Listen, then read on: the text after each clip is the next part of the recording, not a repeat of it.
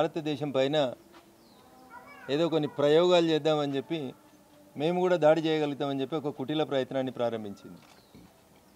కానీ పాకిస్తాన్కి మద్దతుగా నిలుస్తున్న భారతదేశంలో ఉన్నటువంటి మూర్ఖులకి తెలవాల్సింది ఏంటంటే, భారతదేశ సైన్యం ముందు, భారతదేశ సైనిక పాఠవాళ్ళ ముందు ఎవరు ఏం చేసినా కనీసం భారత గగనతలంలోకి రావడం గగనం అనే విషయాన్ని ఈరోజు భారత సైనికులు మరొకసారి నిరూపించినారు. అందుకని వృధా ప్రయత్నాలు మానుకొని కవ్వింపు చర్యలను ఎల్ఓసి పక్కన బంద్ చేసి జరిగిన పొరపాట్లను సరిదిద్దుకొని మా వల్ల పొరపాటు జరిగింది, ఇంకొకసారి టెర్రరిజాన్ని మా దేశంలో పెంచము పోషించమని ప్రపంచం ముందు లెంపలేసుకొని కనీసం మీ పౌరులకి 4 పూటలు 2 రొట్టెలు దొరికే రీతి లోపలైనా ప్రపంచం ముందు మంచి పేరు తెచ్చుకోవాలనేది పాకిస్తాన్ సైన్యానికి, పాకిస్తాన్ అధ్యక్షులకి ఈ సందర్భంగా మనం హితవు పలకాలి.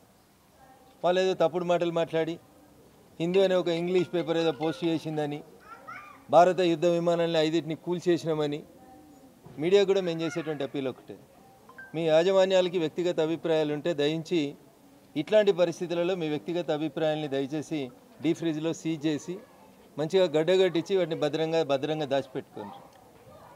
నిన్న పాకిస్తాన్ ప్రధానమంత్రి మాట్లాడితే ఒక జర్నలిస్ట్ మిత్రుడు అడిగిండు, ఏడుంది సాక్ష్యం అంటారా, మీకు తెలియదు భారతదేశంలో హిందూ అనే పేపరే రాసింది పాకిస్తాన్ 5 భారత యుద్ధ విమానాలను కూలగొట్టింది అని.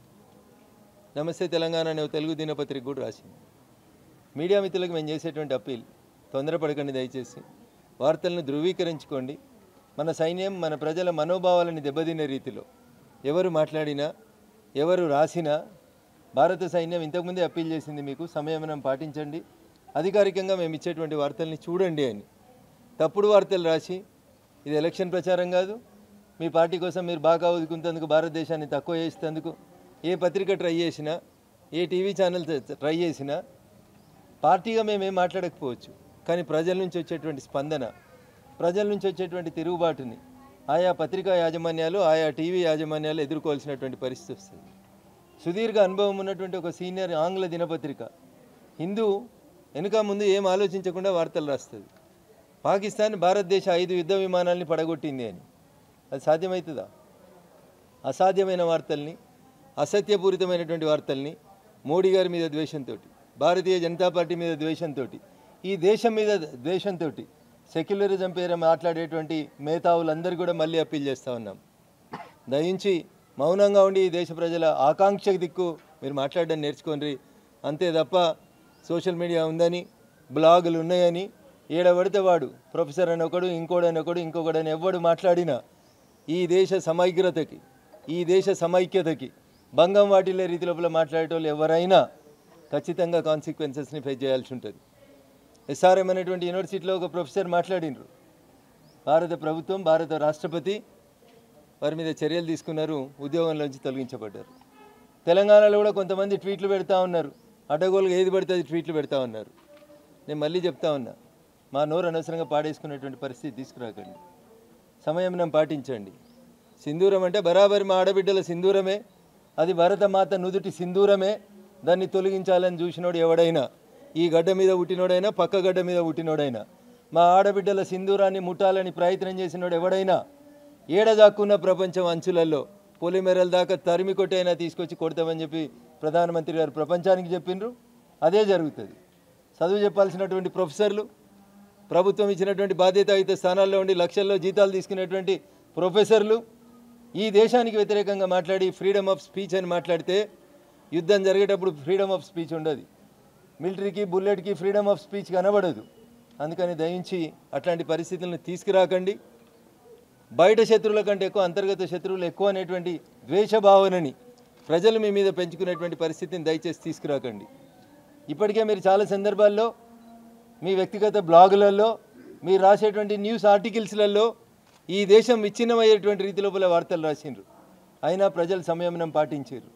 అమాయకులు, ఏ రకం కూడా తీవ్రవాదంతో సంబంధం లేనటువంటి అమాయకులైనటువంటి ఆడబిడ్డలు ఈ దేశంలో కశ్మీర్ అంతర్భాగం అయిన తర్వాత కశ్మీర్కు ఉన్నటువంటి ఆదాయం టూరిజం మీద వచ్చేటువంటి ఆదాయం అని నమ్మి 2,50,000 మంది టూరిస్టులు జమ్మూ కాశ్మీర్కి మీకు ఉపాధి కల్పిస్తే, మీరు అక్కడ వాళ్ళకి పర్యాటకులకి ఏదో చూపిస్తున్నట్టు నటిస్తూ వాళ్ళని చంపడానికి సహకరించిన వాళ్ళని ఎవరిని కూడా ఈ దేశ ఎన్ఐఏ వదిలిపెట్టదు, ఈ దేశ ఆర్మీ వదిలిపెట్టదు. మళ్ళీ నేను సవినయంగా చేసేటువంటి అప్పీల్, ఆర్టికల్ 19 లేదా, ఫ్రీడమ్ ఆఫ్ స్పీచ్ లేదా, నీకెంతుందో నాకు కూడా అంతే ఉంటుంది. అందుకని యుద్ధం సమయం లోపల ఏ దినపత్రిక అయినా, ఏ టీవీ ఛానల్ అయినా, ఏ బ్లాగులైనా, ఏ ట్విట్టర్ అకౌంట్లైనా ఈ దేశ సమగ్రతకు వ్యతిరేకంగా ఈ దేశ సైన్యాన్ని తక్కువ చేసి చూపించే రీతి లోపల ఎవరు పోస్టులు పెట్టినా జరగాల్సిందేదో జరుగుతుంది.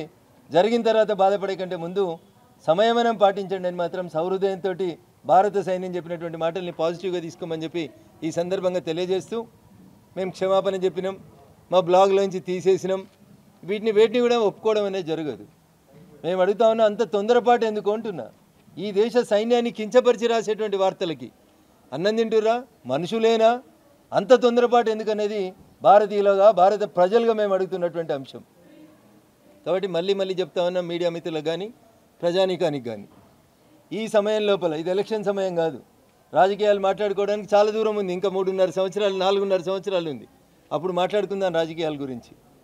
ఇది ఈ దేశ సమగ్రత, ఈ దేశ సమైక్యతకు సంబంధించినటువంటి ఈ అంశంలో ఎవరైనా, అది తెలుగు దినపత్రికలైనా, ఆంగ్ల దినపత్రికలైనా, ఒక రాజకీయ పార్టీ పైసలతోటి పుట్టుబడి అయినటువంటి పత్రికలైనా, మళ్ళీ చెప్తా ఉన్నా, printed and published by Deevakonda Damodar Rao అని పెట్టుకున్నావు, రాజ్యసభ సభ్యునివి, బాధ్యత లేదా? వార్త రాస్తావా? పాత ఫోటోలు పెట్టి వార్త రాస్తావా? కనీసం వివరణ తీసుకోవాల్సిన అవసరం లేదా? హిందూ పగటీలు రాస్తే దాన్ని దేశం అంతా తీసుకుపోతే పాకిస్తాన్ ప్రధానమంత్రి హిందూ అనే దినపత్రిక భారతదేశంలో రాసింది అని చెప్తాడు. సిగ్గు అనిపిస్తలేదు?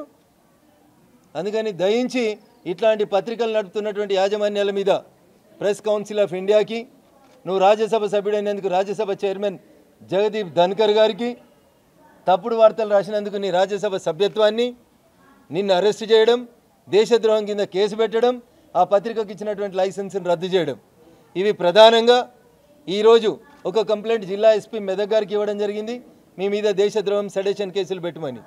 2 రాజ్యసభ చైర్మన్ జగదీప్ ధన్కర్ గారికి ఇచ్చినాం, నీ రాజ్యసభ సభ్యత్వాన్ని రద్దు చేయమని చెప్పి.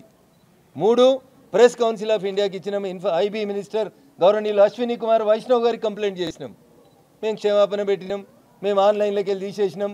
ఈ సన్నాయి నొక్కులు వనికిరావు, మీ సన్నాయి నొక్కులకి బరాబర్ జవాబు వస్తుంది. కాబట్టి మళ్ళీ చెప్తా ఉన్నాం, దయించి సైన్యాన్ని తక్కువ చేసి ఈ దేశాన్ని తక్కువ చేసేటువంటి కార్యక్రమం ఎవరు చేసినా అది మంచిది కాదు.